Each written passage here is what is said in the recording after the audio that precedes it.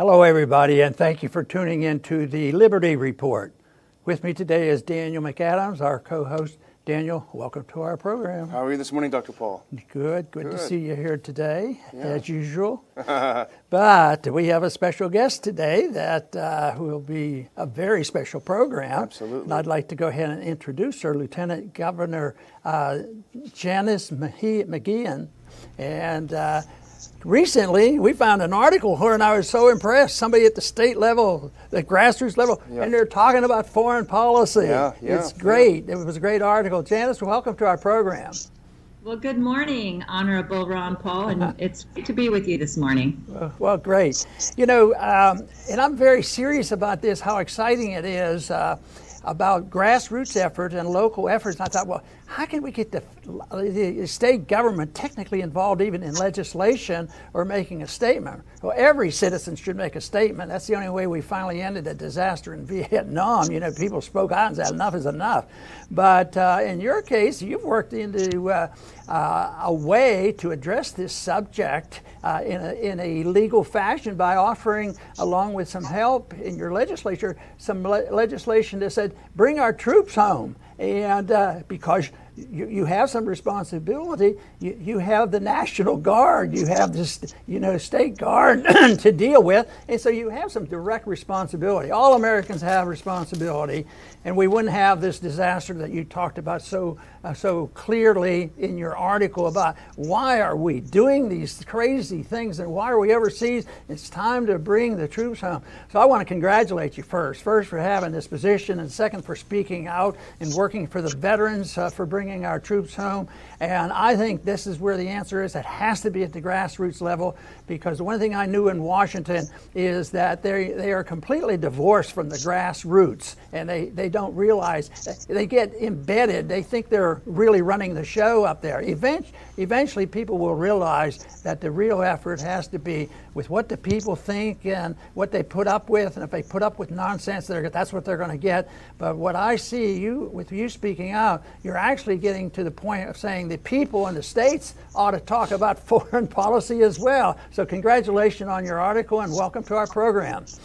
Well, thank you, sir. And as it should be, and I'm not the only one that's across the country that is getting engaged on this issue. And as we speak, I think there are 10 or 11 states that are, because of the fact that Congress is not doing their job, they're abdicating their duty, and we have to follow our Constitution, where our Constitution says whose job it is to declare war, and it is Congress. It is their responsibility that if our troops are going to be if our men and women are going to be placed in harm's way, then it's Congress's responsibility to declare the war, have a defined mission, have our troops go over, do their job, and then accomplish the mission, and then come back home. And that's not what's happening in our country, and especially the war in Afghanistan, the longest war ever in our country. And still, Congress is turning a blind eye to what's happening over there in Afghanistan. And I, for one, along with so many other Idahoans, Gold Star moms, we're tired of having to bring our men and women home in a body bag. It's time for this war to end. It's time for Congress to do their job. And if they're going to continue to be derelict in their duty, then the states need to step up, and this is what we see happening across the nation. And we're seeing a real growing grassroots support for this effort. Right, and I see what you're doing is breaking new ground in getting people activated at the state level. But so far, since you've been involved, you've been a lieutenant governor for a year. You may have had these views a lot longer. But what's the reception?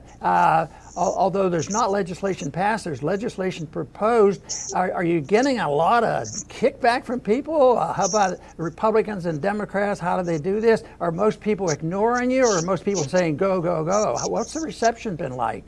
Well, it's being driven by the grassroots and being driven by many of our veterans here. We have a lot of veterans here in Idaho, and they're the ones that are driving this. Wonderful. And yes, there are people that are pushing back, but it's a bipartisan effort. It's a grassroots effort, and it's our job to help educate, and it's time to have the debate on this issue. Wonderful. Daniel. Well, as you may know, Lieutenant Governor, we're all about building coalitions, the broad coalitions. And Dr. Paul, when he was in Congress, spent a lot of time working with progressives and doing his best working with some conservatives as well. But, the key, I think, to all of this war and peace issue is getting the broadest coalition and really attracting conservatives into the anti-war movement. Now, traditionally, we think about people like Jimmy Duncan and the late Walter Jones. They would remind us that traditionally it's a conservative issue to be hesitant about war, which is the number one big state adventure. But it has been tricky attracting Republicans, attracting conservatives because of this sort of wrong idea that you're somehow wimpy if you oppose war. And we really applaud your effort to get conservatives on board. This is something that you wrote in a recent article. Even if you have no moral issue with police in the world, American taxpayers simply can't afford it. What other? This is that's a great point to make. What other things are you hearing that really resound with conservatives to get them attracted to this issue of bringing the troops home? It's all about returning back to the principles that are in our Constitution. And that's why it's so appropriate that it does come from those of us who are very, more conservative and follow and respect our Constitution, rather than our friends on the other side of the aisle who sometimes try to politicize these things. It's not about politics. It's about following our Constitution, and our Constitution is very clear what it says when we're talking about putting our men and women in harm's way. And so that's what's driving the movement, on top of being a grassroots movement from being led by our veterans, is that we've gone so far, we've strayed so far away from the underlying principles of our Constitution, and it's time that we return back to those guiding principles.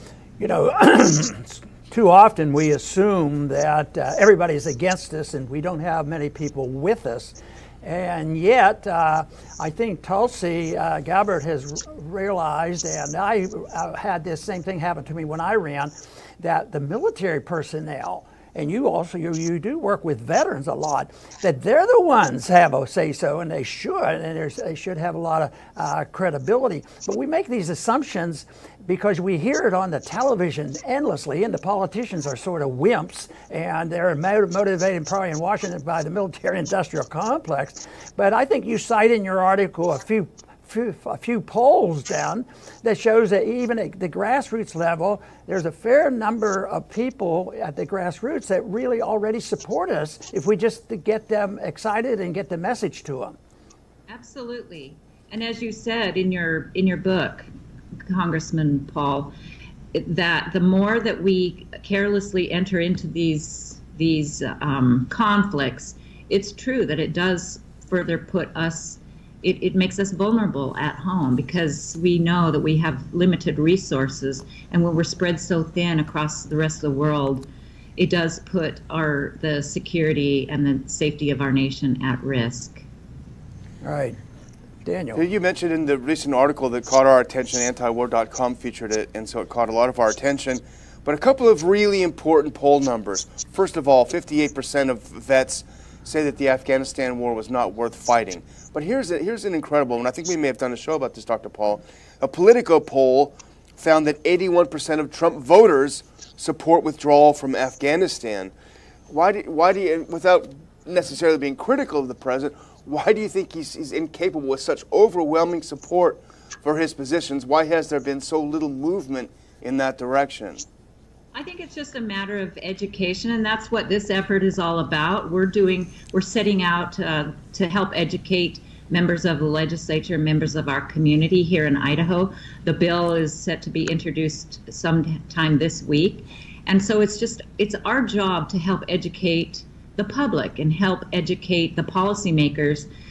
And I also understand that this week, Senator Rand Paul is going to be starting to conduct hearings about some of the information that has come out in the Afghanistan papers.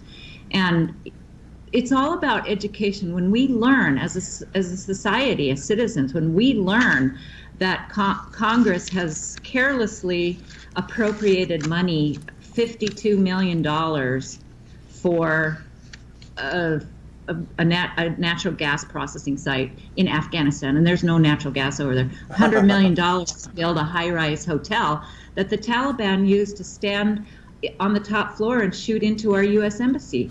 It's all about education, and as these facts are coming out, and more people are becoming aware of what is happening, especially in Afghanistan, I think that's where the surge of support will come, is from the people of Idaho, the people from states all across the country. In West Virginia, I think it's very interesting. It's a Delegate McGeachin, so there's two McGeachins working on this. There's a poll out there, a 3-to-1 poll in West Virginia, of the people who support his efforts. And the more we learn about what's happening in Afghanistan, especially in Afghanistan, the more I believe that this will be driven by the grassroots, by the people across America, because we're not welcome over there in Afghanistan. The recent incident that happened over there over the weekend, it is just disgusting that our troops are over there trying to train. They're providing training and assistance to the Afghan military police. And what happens from that effort? An Afghan police comes out while our men and women are standing in the field waiting to be picked up. The Afghan police officer comes out with a machine gun and just literally mows them down. It's sickening and it's disgusting what is happening over there. And it's time for it to end. We should not be interfering in that level, their government over there, and they view us as the antagonists. And so as more of this information starts to come out, I think that the people of this country will rise up and demand, this is the way it should be, that Congress needs to be doing their job. And I think that's absolutely right. I think it's easy to draw the line and get people's attention when we talk about Iran, Iraq, and Syria, where the troops are in there, a lot of people are dying. But then there's the other side of the story about an interventionist foreign policy, because even though there might not be hostilities going on, we're still very much involved. We get involved in elections. We're in 170 countries. We participate in coup of all things. So how far are you willing to say that we should just get out, not only on these activities in war and killing, but try to work away from this intervention and us being involved? And we're in 170 countries now, so I like to draw a line a little closer to home. I agree with you, and I believe that we're spreading our resources too thin. And our leaders, those in Congress, they need to do their job. If we are going to be in a combat, send our men and women into combat duty, they need to clearly define, and they need to work with our military leaders to clearly define what that mission is, go over, accomplish the mission, and then come home. We have plenty of challenges right here on our own soil that we need to contend with. And my hope is that through this, our president is very supportive of the idea of bringing our troops home. He just, in his State of the Union address last week, made several comments along that line, saying that our troops are the best in the world, and they want to fight to win or not fight at all. He was quoted as saying, "We are working to finally end America's longest war and bring our troops back home." And he also said that war places a heavy burden on our nation's extraordinary military families. So our president is committed to this, but we need Congress to act. And so I think that that's what we're trying to do, is bring education to the members of our Congress so that this is Sergeant Webb, who went and served in Afghanistan and Iraq.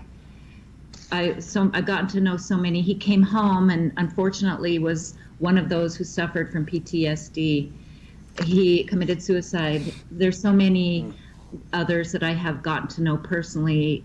Sergeant Chris Workman, who was killed in a helicopter accident over there in Afghanistan. And just a few months ago, the former mayor of Ammon, Idaho, where I'm from, a small town, Idaho.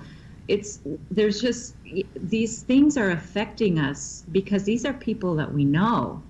These are people we love and know. And the veterans that I've met, Sergeant Dan McKnight and Ben Adams, they have come back to Idaho and they are leading the effort here.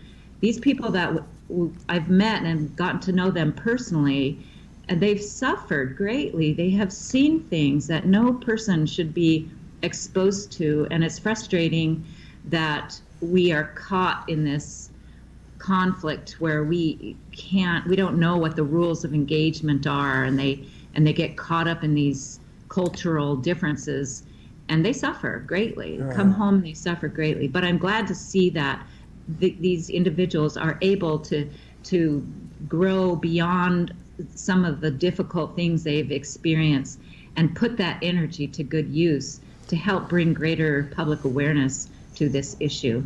Very good. Daniel. Lieutenant Governor, you recently took this fight to Washington yourself. You went and you chaired a hearing, I believe, on the legislation that is several states are now adopting. Tell us a little bit about your trip. Were you able to lobby a few members on the Hill? Tell us a little bit about your trip there recently. Absolutely. It was a great trip. It was too short, but we were able to get a lot of good work done in a matter of 1.5 days. We had a briefing there at the press conference there in Washington, D.C. We were able to lobby all of our congressional delegates. I visited with Congressman Fulcher, Senator Risch, who is very instrumental, very key, because he chairs the Foreign Affairs Committee, and then Senator Crapo as well. I wasn't able to see Simpson on our trip, but it was a great experience to meet many others from across the country, share the commitment and the effort with fellow legislators and veterans from all across, and just gain a lot of synergy. We met General Baldock, who is actually running for Senate in New Hampshire today. They're having their primary, and he's he's one of the longest serving generals in Afghanistan. He's now running for the Senate. He's a perfect candidate for this job, and I wish him the best of luck. Maybe we'll come over and help him campaign this year. Wonderful. We will have to go, but I have another comment, and then we'll let you finish up.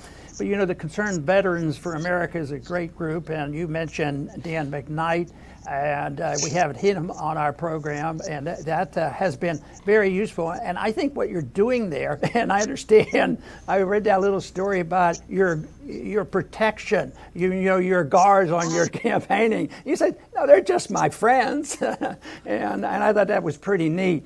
But they're very important. I think as a veteran, they have credibility. If they've been over there, especially some of them changed their minds entirely. And the other point I want to make, and I know you understand this, is that it isn't going over, and if you're lucky, you get back and everything is okay. So much endless suffering, so much suffering of families, divorces, and you've already mentioned the people coming back injured, and then the epidemic of suicide by veterans. It's tragic. I don't think they come close to ever measuring and defining how much suffering comes from wars that are absolutely preventable. There's no need for this. So I congratulate you on this. I'm delighted you do work with these veterans.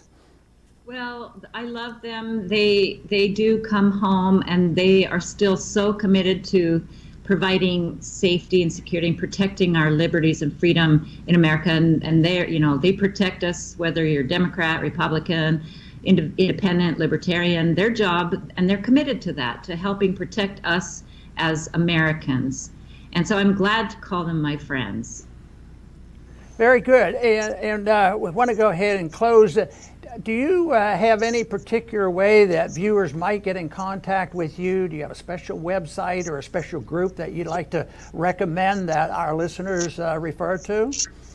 Well, if you just Google Janice McGeachin, Lieutenant Governor of Idaho, we have a website. We also have a Facebook page, and we're very active on social media and welcome messages and words from people all across the country. And I'm happy to help pass that support to those who are helping to lead as far as the legislators and the veterans here in Idaho on this effort. So please contact us and reach out. We'd love to hear from you.